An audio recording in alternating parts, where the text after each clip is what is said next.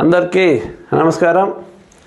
నేను ఈరోజు మీ ముందుకు వచ్చిన ముఖ్య ఉద్దేశం ఏమంటే, నా కోపం వచ్చినా ఎదుటోళ్ళకే ఇబ్బంది, ఎదుటోడి కోపం వచ్చినా వాడికే ఇబ్బంది, నాకు కాదు. కానీ నేను సంయమనం పాటిస్తున్నా.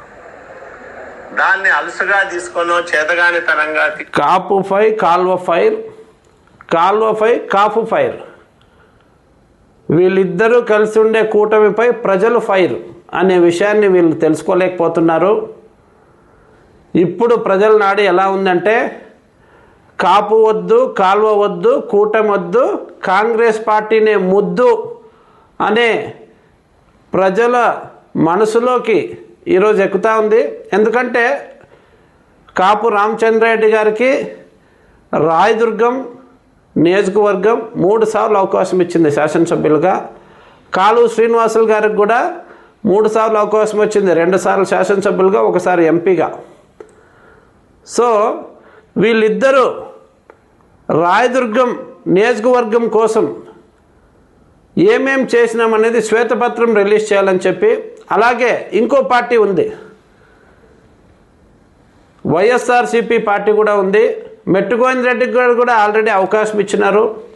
మన ఆయనకు కూడా ఆయన ఎమ్మెల్యేగా ఉన్నప్పుడు రాయదుర్గం నియోజకవర్గానికి ఏం చేసినారు అనేది కూడా వీళ్ళంతా శ్వేతపత్రం రిలీజ్ చేయాలని చెప్పి నేను మీకు డిమాండ్ చేస్తున్నాను. ఎందుకంటే వీళ్ళు ముగ్గురు నాయకులు మీరు ఆల్రెడీ చూసేసినారు, వీళ్ళు ముగ్గురు పాలన మీరు చూసేసినారు. వీళ్ళందరూ కల్లిబొల్లి మాటలు చెప్తున్నారు. ఎవరు కానీ రాయదుర్గం నియోజకవర్గానికి అత్యంత ముఖ్యమైన సాగునీటిని కానీ తాగునీటి పరిష్కారాన్ని ఎవరు ఇవ్వట్లేదు, అందరూ మాటలు చెప్తున్నారు. నేను రాయదుర్గం రైతు రక్షణ వేదికను స్థాపించినప్పటి నుంచి ప్రతి ఒక్క లీడరు సాగునీటి గురించి మాట్లాడే స్టార్ట్ చేసినారు. మరి గతంలో 100 రోజుల్లోనే అధికారంలోకి వస్తే 100 రోజుల్లోనే బీటీపీని పూర్తి చేస్తామని కాపు రామచంద్రారెడ్డి గారు చెప్పినారు, చేయలేదు.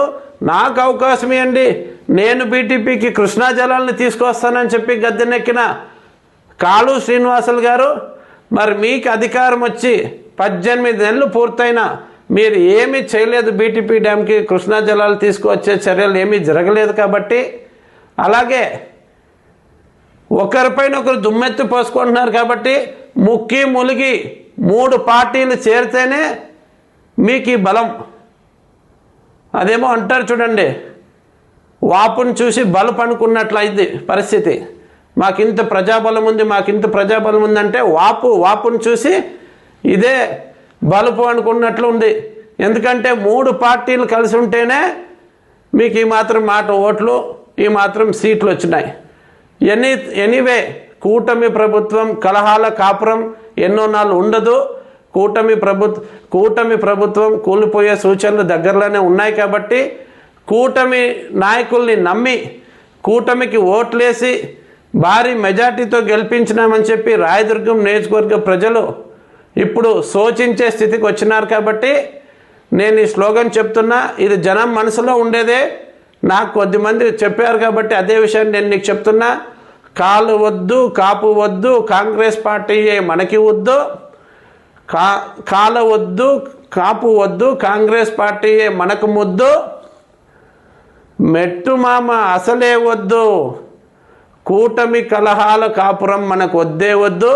యాలంటే ఒక కాపురంలో కలహాలు ఉంటే ఆటోమేటిక్గా ఆడ పిల్లోళ్ళు ఎట్లా అవస్థపడతారో, భార్యాభర్తల మధ్య ఉండే కలహాల వల్ల ఎలా ఒక ఫ్యామిలీ విచ్ఛిన్నమవుతుందో, అలాగే కూటమి మధ్యలో ఉండే కలహాల వల్ల రాయదుర్గం నియోజకవర్గ అభివృద్ధి కుంటుపడుతుంది. కాబట్టి కూటమి నేతలకి మీరు మీ ఓటుతో బుద్ధి చెప్పాల్సిన సమయం ఆసన్నమైంది.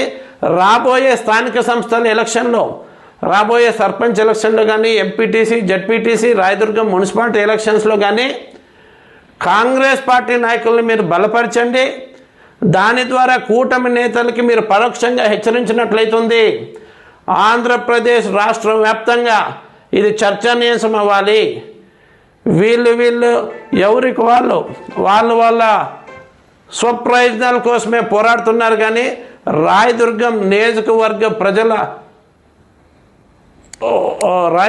నియోజకవర్గం అభివృద్ధి కానీ రాయదుర్గం నియోజకవర్గ ప్రజల పరిస్థితుల్ని మెరుగుపరిచే విధంగా కానీ ఏ ఒక్క నాయకుడు కానీ కాపు రామచంద్రారెడ్డి గారు కానీ కాలువ శ్రీనివాసులు గారు కానీ మెట్టు గోవిందరెడ్డి గారు కానీ పాటు పడట్లేదు అనే విషయాన్ని మీరందరూ గుర్తెరగాలని చెప్పి ఇప్పుడు కాంగ్రెస్ పార్టీ అధికారంలో ఉన్నప్పుడు జరిగిన అభివృద్ధి కాకుండా వేరే ఏమైనా అభివృద్ధి పనులు జరిగింటే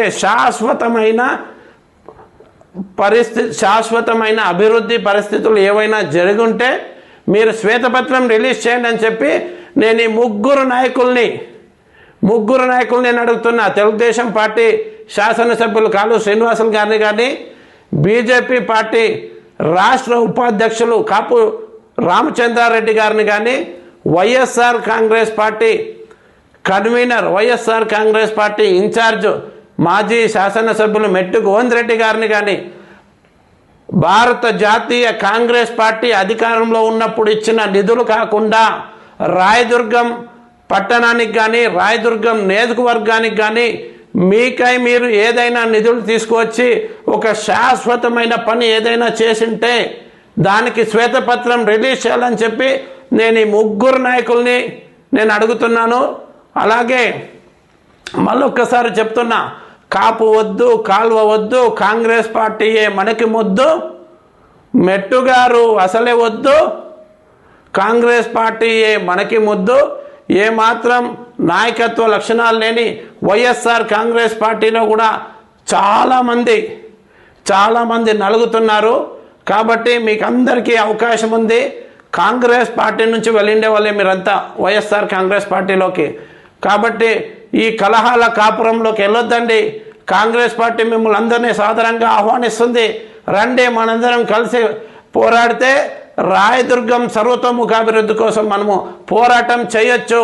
రాయదుర్గం ప్రజల అభీష్టం మేరకు మనం ఖచ్చితంగా రాబోయే లోకల్ ఎలక్షన్లో మనము ఒక మంచి స్థితికి ఎదుగుతాము అని చెప్పి, అలాగే ఇక్కడ కనుక నేను ఇప్పుడు చెప్పినట్లు కాంగ్రెస్ పార్టీకి కనుక పట్టం కడితే రాష్ట్రం లెవెల్లో అందరూ ఆలోచిస్తారు, రాయదుర్గానికి జరిగిన అన్యాయాన్ని గ్రహిస్తారు. అప్పుడు కానీ రాయదుర్గం నియోజకవర్గానికి రావాల్సిన నిధులన్నీ అప్పుడు కానీ రిలీజ్ కావనేది గుర్తుపెట్టుకోవాలి. ఎందుకంటే ఉంతకల్ బ్యాలెన్సింగ్ రిజర్వాయర్ గురించి కూడా మాట్లాడినారు, ఇంతవరకు దాన్ని ఊసేలేదు. బీటీపీ డ్యామ్కి కృష్ణా జలాలు తీసుకువస్తామన్నారు, ఇంతవరకు దానికి బడ్జెట్ కేటాయించిన దాఖలాలే లేవు. మరి ఎట్లా నిర్మిస్తారు, ఎలా అవుతుంది? అంటే నేను అధికారంలో ఉన్నాను, నీ కోపం వచ్చినా నీకే కష్టము, నా కోపం వచ్చినా నీకే కష్టము అని అధికార మదంతో ఒక నాయకుడు చెప్తున్నాడు. అంటే ప్రజలిచ్చిన అధికారం, ఇది అధికారం కాకుండా ఇది ఒక సేవాభావంతో నాకు ఇచ్చిన బాధ్యత అని అనుకుంటే ఇలాంటి కలహాలు, ఇలాంటి మాటలు, తూటలు ఏమి పేలవు. ఒకరినొకరు ఇలా నిందించుకుంటున్నారంటే కూటమి ప్రభుత్వ ఆఖరి గడియల్లో ఉంది. కలహాల కాపురం ఇంకెన్నో నాళ్ళు సాగదు. కాబట్టి కూటమి ప్రభుత్వానికి, కూటమి నేతలకి బుద్ధి చెప్పాల్సిన సమయం ఆసన్నమైంది.